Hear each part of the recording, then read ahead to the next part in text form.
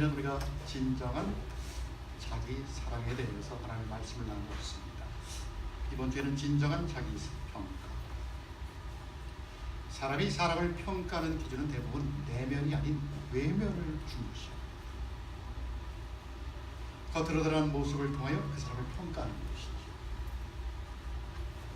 그래서 스펙을 중요시하고 어떤 업적과 경력과 그 사람이 가지고 있는 그런 것들을 중요시합니다.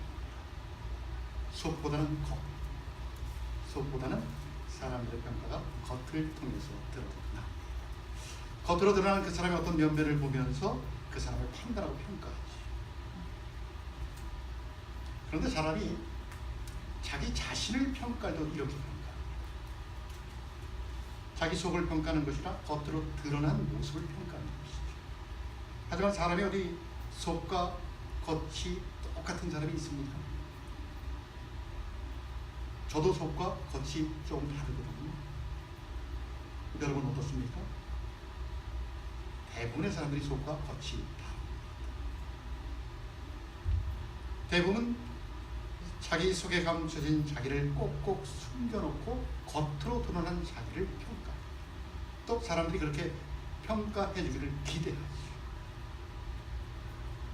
그래서 다른 사람들도 내게 대하여 내가 생각하는 정도의 평가를 해주기를 기대합니다. 내가 원하는 평가, 다른 사람들이 해주기를 원하는 것이죠. 그래서 내가 기대했던 만큼 다른 사람이 나를 평가해주면 기분이 참 좋습니다.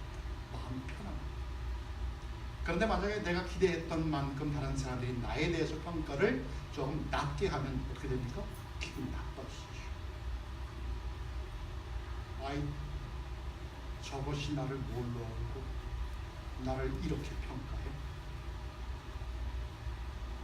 불만적인 투정을 하게 됩니다. 그런데 여러분, 내가 나를 평가하는 것보다 다른 사람들이 나를 평가할 때 조금 더 높게 평가하면 어떨 것 같습니다. 내 평가는 8인데 다른 사람이 나를 10으로 평가했다고 한다면 일단은 기분이 좋습니다. 그런데 속으로는 불안합니다. 왜 그럴까요? 속에 감춰진 내가 또 있기 때문에 그렇습니다. 혹시나 내 안에 감춰진 어떤 것이 세월이 지나면서 드러나지는 않을까? 걱정되고 염려되고 그것 때문에 어떨 땐 밤잠을 설치고 근심하고, 그래서 그게 어쩌면 삶의 고통이 될 수도 있어요. 그 순간은 나에게 좋았지만 그것 때문에 평생을 근심하면서 살아가는 사람들이 있다라는 것이죠. 그래서 가끔 실제 내가 아닌 다른 모습으로 살았지만 그것이 세상 가운데 드러나서 곤욕을 치르는 사람들이 있지 않습니까? 예를 들어서 학위를 내가 거저 얻었다든지,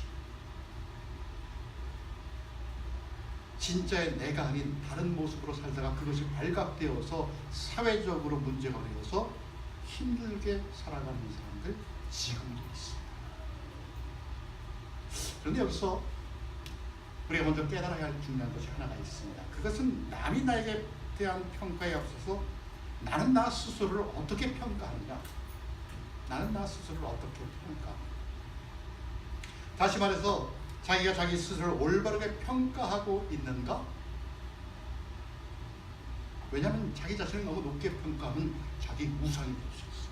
자기 우상.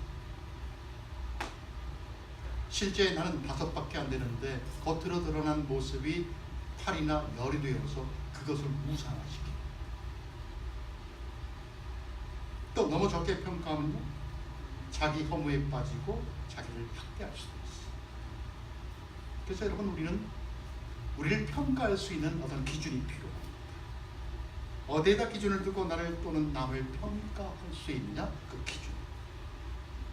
여러분 어떻습니까? 여러분은 그 기준을 어디에다 두고 있습니까?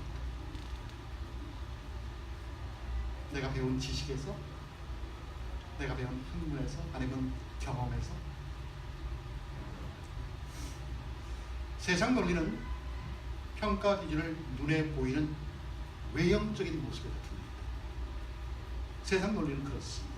그 사람이 얼마나 건강한지, 그 사람이 얼마나 배웠는지, 또 그 사람이 얼마나 벌었는지, 겉으로 드러난 모습이 좋으면 환영을 받습니다.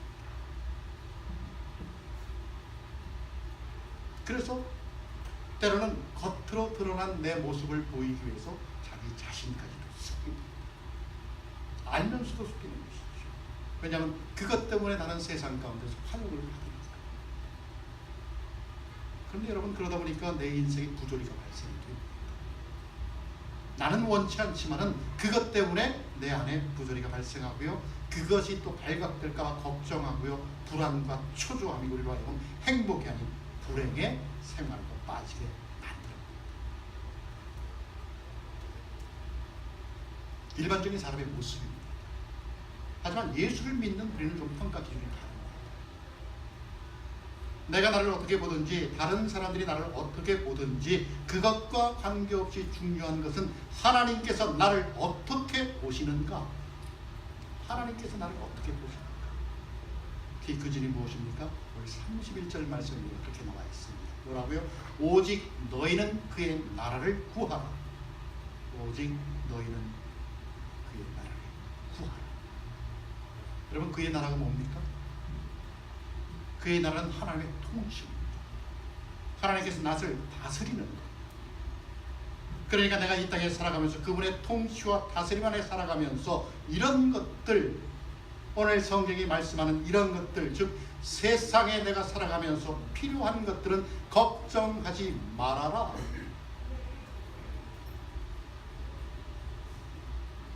이것이 하나님의 기준이고 하나님의 평가입니다. 내가 나를 필요치 않고 또 이웃이 나를 필요치 않다고 세상 논리 속에 그냥 나를 밀어 넣어갖고 나 스스로를 하찮게 여기고, 나는 남들보다 배우지 못했다, 나는 남들보다 가지지 못했다고 주눅드는 것이 아니라, 하나님이 나를 필요로 하신다면 그것에 반응하여서 순종하는 삶을 살아가면 그것이 하나님께 대한 평가가 된다라는 것입니다. 그것이 족하다는 것이죠. 그런데 우리는 어떻습니까? 우리는 늘 세상 가치 기준에 따라서 비교하고 평가하고, 그래서 염려하고 걱정하고 때로는 두려워하는 삶을 살아가기도 합니다. 그런 우리를 향하여서 오늘 하나님께서 이렇게 말씀합니다. 적은 무리여 무서워 말라. 무서워 말라. 인간적으로 볼 때, 세상 가치 기준으로 볼 때 별 볼 일 없는 사람들, 그저 보통 사람들, 갑이 아닌 을의 위치에 있는 사람들, 그래서 세상으로부터도 주목받지 못하고 하루하루를 걱정하며 살아가는 사람들, 가진 것 없고 권세는커녕 집 한 칸 없어서 아파트를 전전하면서 살아가는 우리의 모습, 적은 무리에 두려워하지 말라. 자신을 적게 여기지 말라는 것이죠. 그런 것들 때문에 자신을 주눅들게 하지 말고 자신을 학대하지 말라는 것입니다. 예수님께서는 그런 세상적인 평가 기준에 기울어지는 우리를 향하여서 이렇게 말씀합니다. 너희는 어찌하여 무엇을 먹을까 무엇을 입을까 이렇게 세상적인 숫자를 기준으로 염려하느냐. 백합화를 보라. 공중의 나를 새를 보라. 누가 입히고 누가 먹인지. 여러분, 믿음이란 다른 사람들이 보지 못하는 것을 보는 것이 믿음입니다. 여러분, 믿음이란 다른 사람들이 들을 수 없는 말을 듣는 것이 믿음입니다. 우리는 백합화를 보면서 하나님을 보고, 공중의 새를 바라보면서 하나님을 보고, 예수를 믿는 우리는 그러한 삶을 살아야 한다는 거예요. 하나님의 관심, 하나님의 사랑, 하나님의 돌보심, 그 속에서 나 자신을 보라는 말씀. 그러면서 28절부터 이렇게 말씀합니다. 오늘 있다가 내일 아궁이에 던져지는 들불도 하나님이 이렇게 입히시거든 하물며 너희가. 믿음이 적은 자들아, 너희는 무엇을 먹을까 무엇을 마실까요 구하지 말며 근심하지도 말라. 이 모든 것은 세상 백성들이 구하는 것이라 너의 아버지께서 이런 것이 너희에게 있어야 될 줄을 아시느니라. 아멘. 그래서 주님은 우리에게 적은 무리여 무서워 말라라고 하신 거죠. 사는 걱정을 왜 하느냐는 것이죠.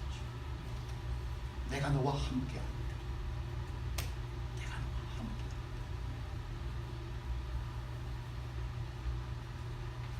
그런데 여러분 솔직히 예수를 믿어서 살다 보면 힘들잖아요. 내 고통이 길어지는데 하나님은 침묵하는 것 같고, 그래서 정말 하나님이 살아계신가 의심이 듭니다. 불신함의 유혹이죠. 삶이 힘든데도 하나님이 침묵하시는 것 같고, 하나님이 내 삶을 간섭하는 것 같지도 않고, 근데 그 고통의 과정이 길어지면 사실 사람은 의심에 빠질 수 있습니다. 예수님의 제자들도 그랬죠. 예수님의 제자들과 함께 하루는 갈릴리 호수를 건너가게 되었습니다. 배를 탔죠. 그 갈릴리 호수는 아주 변화가 심한 호수입니다. 얼마나 넓은지 바다라고도 하죠. 동쪽에서 불어오는 뜨거운 바람과 저 북쪽에서 불어오는 차가운 헬몬산의 기운이 부닥치면 광풍이 일어납니다. 풍랑이 일어납니다. 그래서 예수님이 제자들과 함께 호수를 건너가는데 풍랑을 만났습니다. 광풍이 일어서 파도가 치는데 배가 흔들거리시오. 파도가 물이 배 안으로 들어오시오. 제자들이 두려워합니다. 이거 혹시 죽진 않을까? 그래서 그렇게 걱정하면서 예수님을 찾는데 예수님이 어디 계셨습니까? 저 뱃머리 고물에서 베개까지 베시고 잠을 쿨쿨 자고 계셨어요. 여러분, 그러니 제자들이 얼마나 황당했을까요? 이렇게 난리법석을 치는데 정작 예수님은 그곳에서 베개를 베고 주무신다? 아마 기가 막혔을 것입니다. 아니, 선생이라는 사람이 이럴 수가 있어? 그러면서 예수님을 깨웁니다. 예수님, 예수님, 뭐 하세요? 지금 잠이 옵니까? 이런 상황에 잠이 옵니까, 예수님? 지금 우리가 죽게 되었는데 아무렇지도 않습니까? 아주 난리 아닌 난리를 칩니다. 그러자 예수님께서 바람을 꾸짖으시고 바다로 고요하고 잠잠하여라 명하자 바람이 그치고 조용히 됐어요. 그러면서 제자들에게 이렇게 말씀하지요. 왜들 무서워하느냐? 믿음이 적은 자들. 왜 의심하느냐는 것이지. 병든 자를 낫게 하고 죽은 자를 살리신 주님과 함께 하심을 보지 못하였느냐? 왜 믿지 못하느냐? 하는 것이죠. 그런 주님이 지금 함께 있는데도, 한 공간 안에 있는데도 두려움에 떨고 있는 모습에 믿음이 적은 자들아 라고 책망하십니다. 여러분, 우리의 삶에는 그런 것이 없을까요? 우리의 삶에도 분명 그런 것들이 있습니다. 나는 예수를 믿고 믿음으로 구원받아서 영생을 얻었다고 하는 그리스도인임에도 불구하고 우리의 삶 가운데 어려움이 찾아오면 우리는 어떻게 됩니까? 걱정하시오, 근심하시오, 염려하시오. 길어지면 어떻게 됩니까? 두려워하시오. 그러나 예수님은 왜 두려워하느냐? 왜 무서워하느냐? 우리에게 말씀합니다. 여러분, 우리가 누굽니까? 여러분, 나는 누굽니까? 나라는 사람은 어떤 존재입니까? 성경에 의하면 나는 하나님의 형상대로 만들어진 사람입니다. 여러분, 하나님의 형상이란 하나님의 맞은 쪽에 서서 하나님이 말을 거시는 대상입니다. 하나님께 자기의 전 존재로서 대화를 나눌 수 있는 존재가 사람이에요. 우리시요, 여러분. 그래서 결코 우리는 혼자가 아닙니다. 여러분, 아무리 세상이 꺼질 것 같은 구렁텅 속에 들어가도 여러분, 우리는 혼자가 아닙니다. 나는 혼자가 아니에요. 여러분, 그분이 우리를 얼마나 사랑하시는지 아십니까? 우리 하나님이 우리를 얼마나 사랑하시는지 아십니까? 당신의 독생자 예수를 십자가에 못 박혀 죽이시기까지 우리를 사랑하십니다.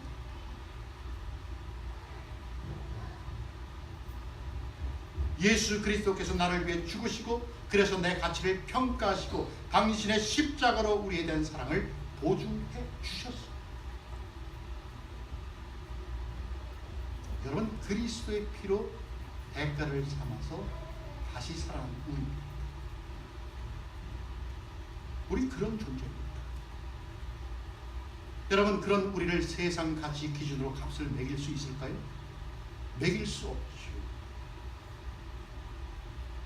세상 기준으로는 우리의 값을 매길 수가 없습니다. 여러분, 우리 그런 존재, 대단한 존재. 여러분, 자부심 가져요. 예수 믿는 것 그냥 믿는 거 아니죠. 아무나 믿는 건 아니지요. 택함을 받은, 하나님의 택함을 받은 사람들이 바로 우리 그리스도. 그래서 우리는 자부심입니다. 그런데도 살면서 우리는 어떻게 이야기합니까?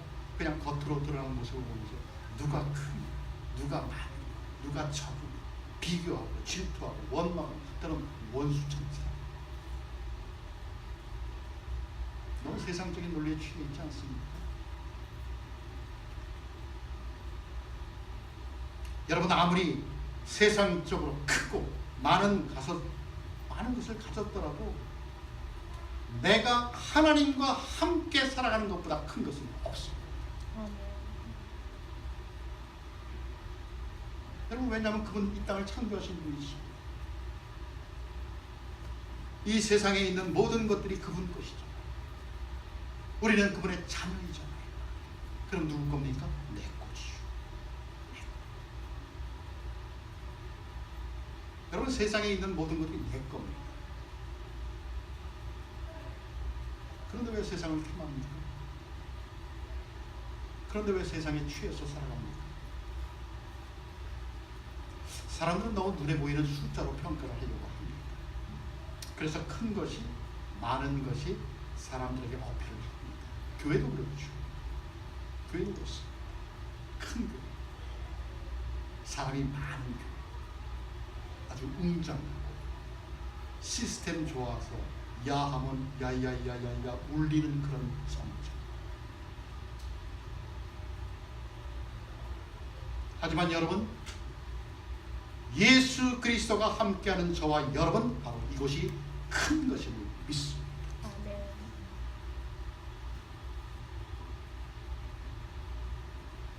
세상적인 큰 것이 아닌 하나님과 함께 하시니 큰 것이라는 것입니다. 세상에 아무리 큰 것이 있더라도 하나님이 안 계시면 큰 것이 아니죠. 하지만 작은 것이라도 하나님이 함께 하시면 그것이 큰 것인 줄로 믿습니다.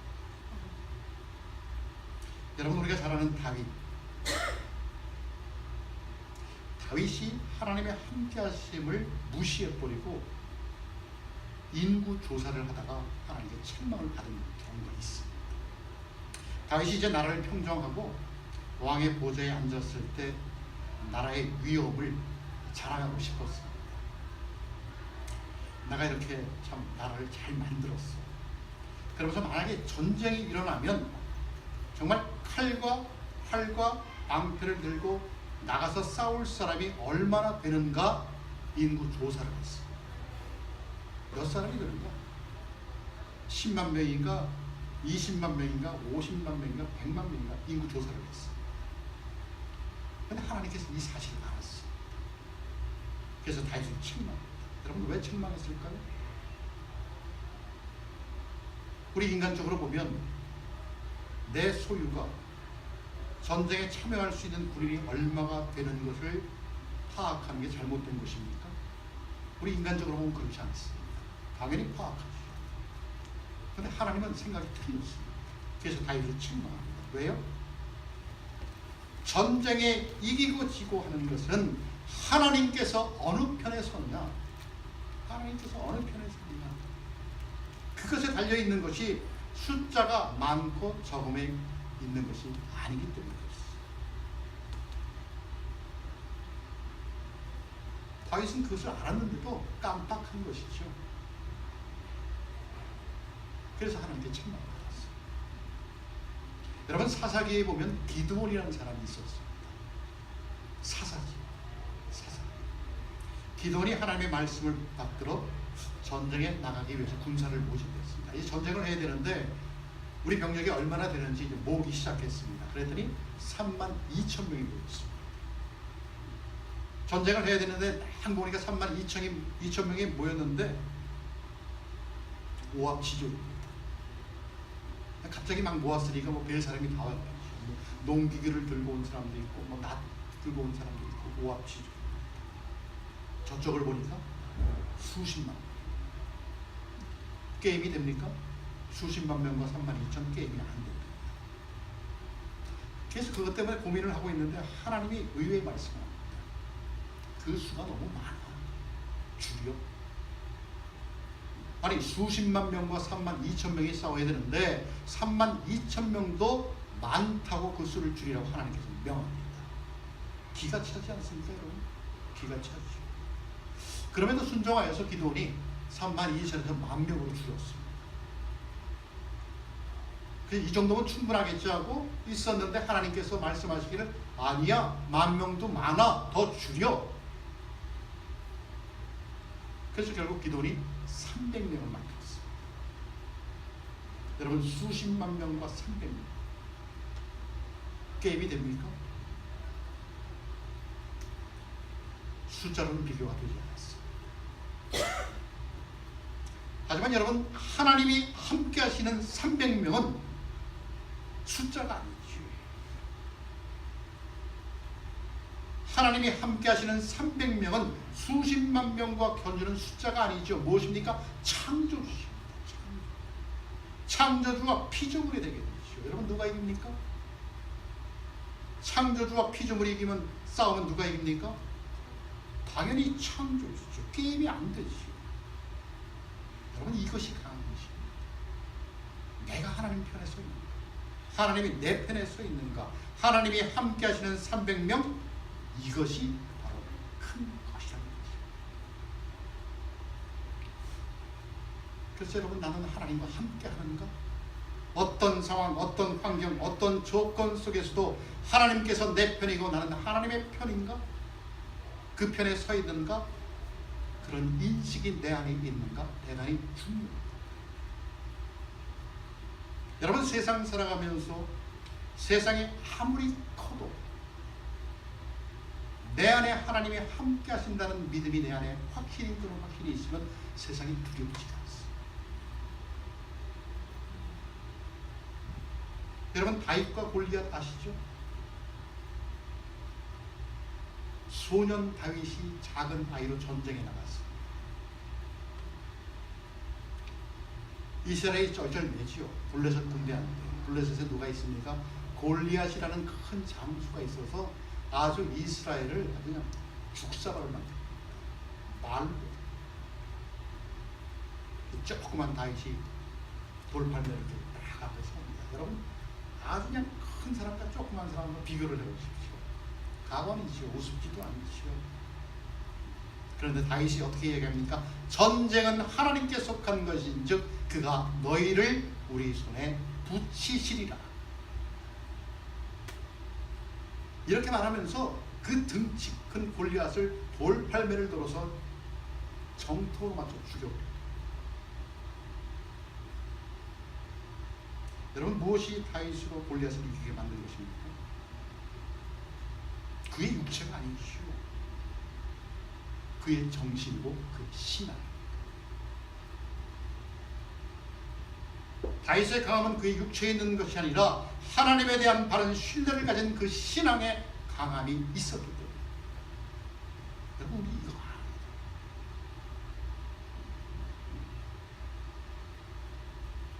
우리 이거 알아야 돼요. 여러분, 요즘 경제가 어렵다고 이야기합니다. 그래서 모두를 긴장합니다. 과연 내 삶은 어떻게 될 것인가? 이래서 정말 유지가 될 수 있을까? 이래서 페이먼을 제대로 할 수 있을까? 집세는 제때제때 낼 수 있을까? 걱정이 많습니다. 하지만 여러분, 이 경제는 10년 전에도 20년 전에도 우리를 긴장하게 만들었어요. 10년 전에는 안 그랬을까요? 20년 전에는 이런 고민을 안 했을까요? 똑같은 고민을 했어요.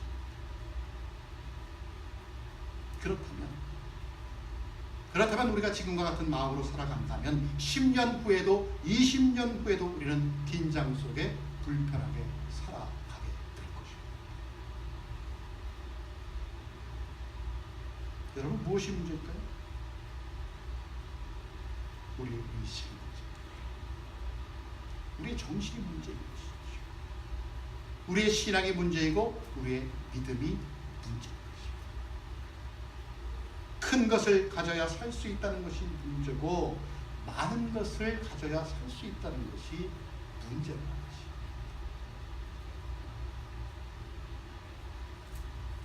여러분, 빛은 어둠을 뚫고 들어갑니다. 아무리 어둠이 짙게 깔려 있어도 한 줄기 빛을 이겨낼 수 없습니다.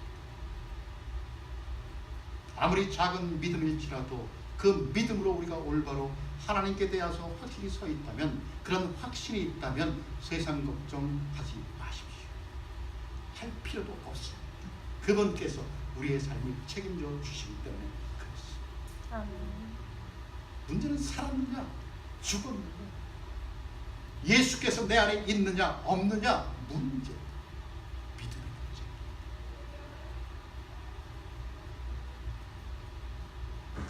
여러분, 겨자씨만한 믿음은 아주 작아서 우리 눈에 보이지 않아도 그런 믿음만 있으면 주님께서는 산을 옮길 수 있을 것이라고 우리에게 말씀합니다.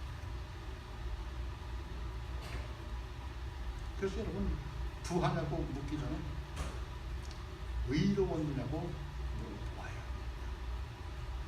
오늘 내가 얼마나 벌었느냐 묻는 것이 아니고 내가 얼마나 진실했느냐, 하나님 앞에 내가 얼마나 정직했느냐, 하나님 보시기에 나는 어떠했을까, 이런 것들을 물어보아야 한다는 것이. 여러분 어떻습니까? 여러분 무엇으로 평가하십니까? 무엇으로 나 자신을 평가합니까? 여러분 이 땅에 살아가면서 무엇을 더 크게, 무엇을 더 중요하게 여기며 살아가고 있습니까? 혹시 세상 가치 기준에 편승해서 세상 숫자에 매여서 하나님의 평가를 외면하고 있지는 않을까요? 여러분, 우리 모두는 크리스천입니다. 그리스도. 그래서 주의 날 이렇게 하나님의 집으로 모여서 예배를 드리고 있습니다. 여러분, 지금 우리가 예배를 드리면서 그분의 함께 하심이 내 심령으로 받아들여져야 합니다. 그것이 느껴져요.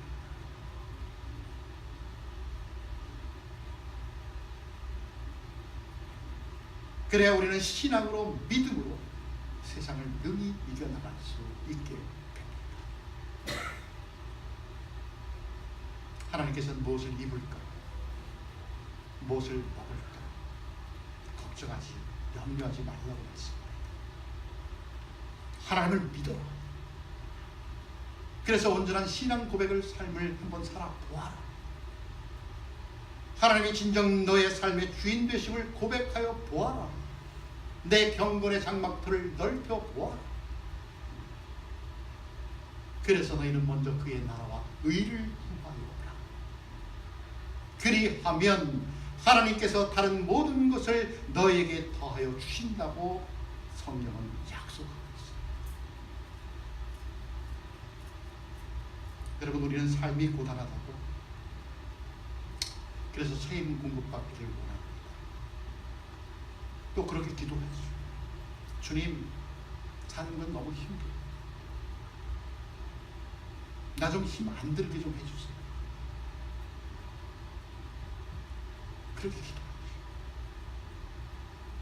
그런데 여러분, 하나님께서는 우리가 부르는 찬송 속에 거하시며 우리의 찬송을 통하여 우리에게 넘치는 힘을 공급해 주신다고 말씀합니다. 그렇다면 여러분은 여러분의 매일의 삶 가운데서 어떻게 감사하며 어떻게 그분께 찬송하며 나아갑니까?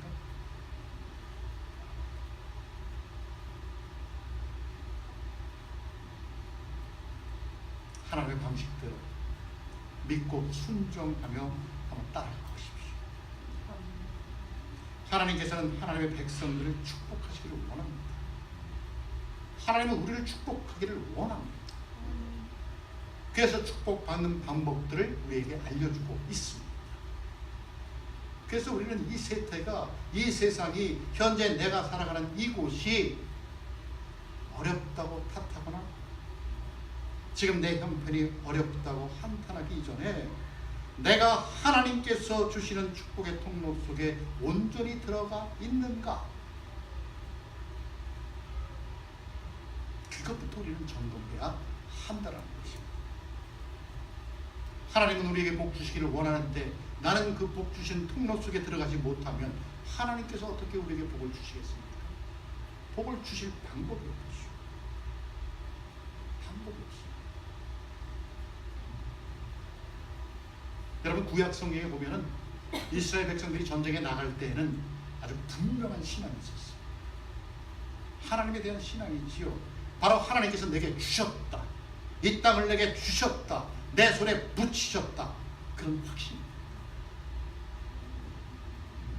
이 모든 말은 아직 시작도 안 됐는데 시제가 과거입니다. 전쟁에 나가지도 않았는데 전쟁에 이겼다는 것이죠.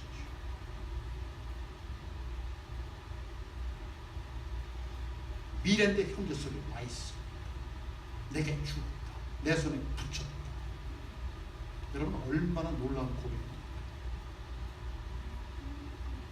내가 살아가는 현실 속에서 하나님이 함께 하시고 하나님이 내 삶을 인도하실 것이고 지키실 것이고 종국에는 하나님 나라의 시민으로 살아갈 것이라는 확신이 내 안에 있으면 현재뿐만 아니라 미래까지도 우리는 보장된 삶을 살아가고 있다는 것입니다. 여러분, 이것이 바로 믿음입니다.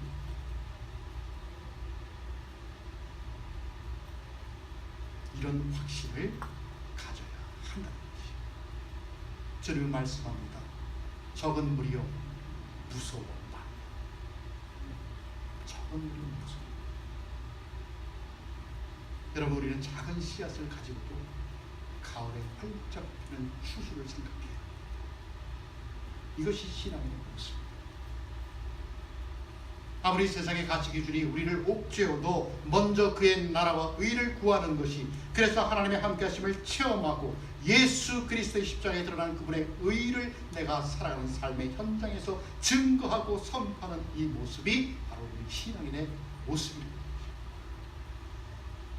여러분, 그렇게 되기를 기도합니다. 아멘. 그렇습니다. 자기 평가에게 주는 세상이 내놓은 가치가 아닌 그분의 나라를 구하는 데 있습니다. 내게 향하신 하나님의 뜻이 있다. 그 뜻이 이루어지기까지는 결단코 나는 넘어지지 않겠다는 확신을 가져야 합니다. 그래서 우리는 세상에 현혹되지 않아요. 세상 크게 현혹되지 않는 것이죠. 적은 무리여 무서워. 담대하라, 내가 세상을 이겼노라. 내가 세상 끝날까지 너희와 함께 하시리라. 세상이 아닌 이 약속을 믿고 오늘도 내일도, 아니 주님이 부르시는 그 순간까지도 우리의 삶 속에서 신앙의 모습이 지워지지 않는 저와 여러분이 되시기를 예수 그리스도의 이름으로 축원합니다. 아멘. 함께 기도하겠습니다.